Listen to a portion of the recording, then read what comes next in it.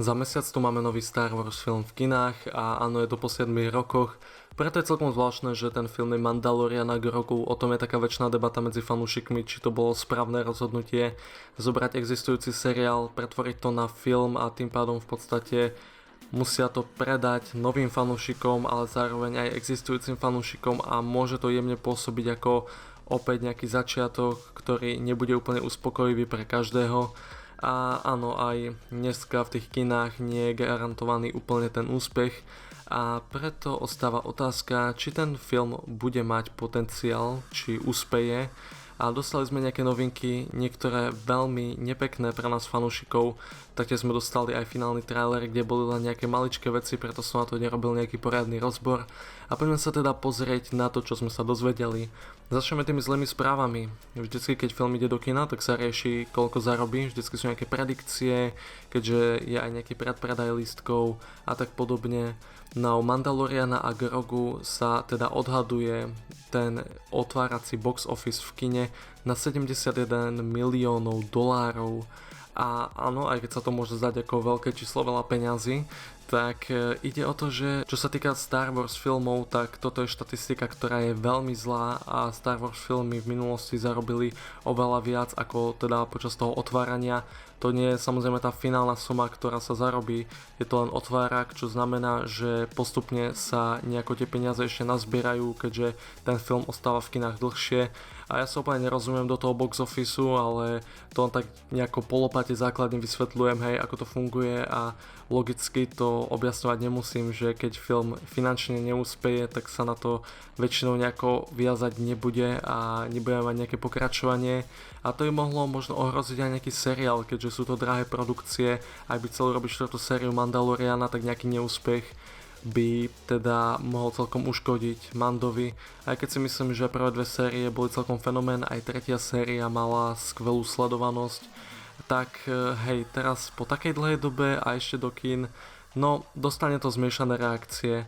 Ak sa pýtate teda, ako sa aj zarába z tých kín, tak v podstate musia zarobiť dvojnásobok, ktorý investovali do filmu, aby len na to zarobili, keďže kino si berie polovičku, keď sa nemýlim, neviem ako to funguje úplne všade a rozpočet tohto filmu je 160 miliónov dolárov, čo znamená, že aj keď ten film možno nie je taký drahý ako nejaké posledné od Disney, tak stále je to nejaká suma, hej, a keď teraz zarobí tých 70 miliónov ako počas toho otváraku, tak uvidíme, či v podstate to bude mať taký úspech, ako ja si myslím, že s týmto filmom išli veľmi bezpečne a mal by to zarobiť, ale že by to bola teda nejaká veľká výhra, ako možno nejaké iné Disney filmy za poslednú dobu, to si veľmi nemyslím.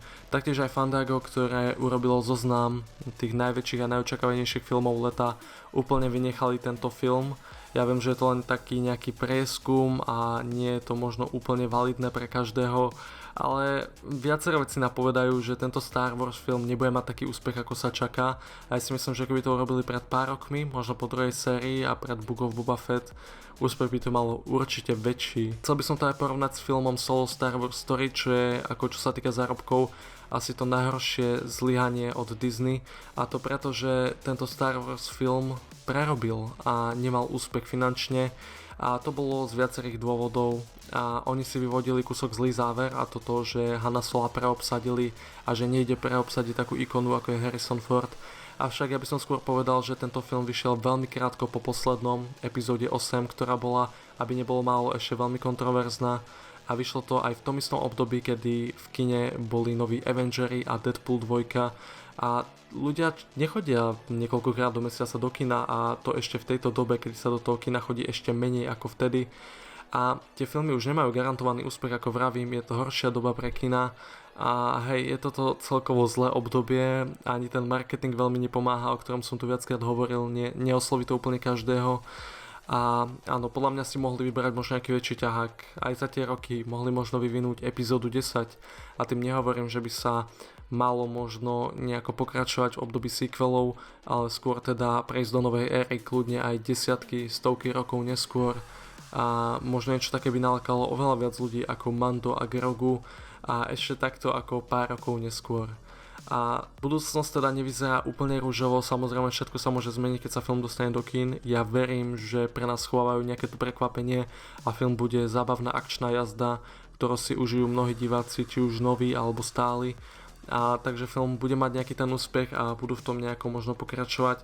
Ja si myslím, že Mandalorian sa mi hodí úplne na film. Ja som bol rád za ten seriálový formát, ale po tej tretej sérii ma úprimne ten Mando prestal zaujímať. Podľa mňa Book of Boba Fett a Mandalorian tretia séria bol taký ten posledný klinček, kedy už keď som mal tú veľkú nádej a veľmi ma to bavilo, tak kúsok ma to zhodilo z toho dole. Už nemám preto také veľké očakávania alebo nemám k tomu taký veľký vzťah. Čiže hej, na tento film sa možno až tak neteším ako napríklad na Star Wars Starfighter, ktorý vidí ďalší rok. Ale hej, ako stále to môže veľmi prekvapiť. Mne sa napríklad páči zapojenie Pedra Pascala v tom filme, že Rey bol väčšinu času na sete a to je podľa mňa fajn, keďže v tej tretej sérii bol napríklad dosť neprítomný podľa mňa a toto je fajn. Aj to, že používajú veľké sety a lokácie, to je tá mágia tých filmov a to na mňa pôsobí určite super. Aj to, že používajú rôzne zaujímavé stvorenia, lokácie. Toto bude určite ako zábavná časť filmu, len či si to dokáže získať nejakú veľkú časť divákov, to uvidíme. Keďže dneska si ľudia dosť ako vyberajú, na čo pôjdu a ja sa ako na jednu stranu nedivím, lebo ja som jeden z tých ľudí, ako mám pár filmov ročne, na ktoré proste musím ísť, je to taká povinnosť, ale aj keď som mal napríklad 15 rokov, tak som išiel na každý Marvel film, aj keď možno to nebolo až také lákavé, ako sa mohlo zdať. Dostali ma do toho kina nejakým tým marketingom, nejakým tým očakávaním, ale postupne to opadlo. Dostali sme aj finálny trailer, u ktorého sa veľa ľudí pozastavilo, že to ľudí až tak nezaujíma. A áno, to je už od začiatku ten prípad, že jednoducho to nepôsobí tak zaujímavo.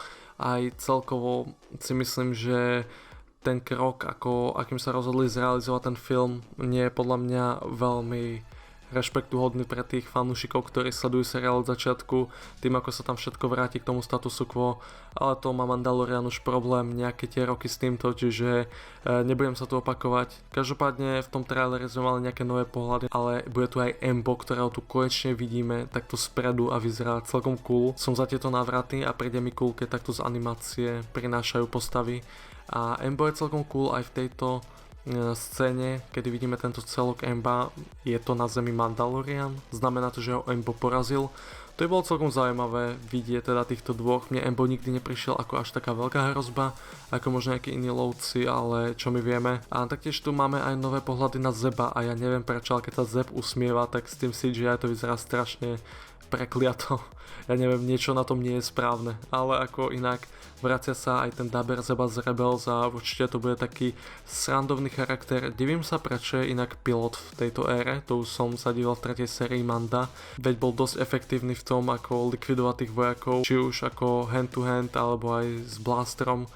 Tak uvidíme, akú rolu bude mať aj on. Predpokladám, že to bude taký parťák, ale na väčšinu filmu bude v ústraní a možno sa vráti v nejakej bitke. No a čo vy, čo si myslíte o tomto filme? Ako sa vám to celé pozdáva? Myslíte si, že to bude úspech alebo nie? A čo hovoríte na nový trailer? Dajte mi vedieť.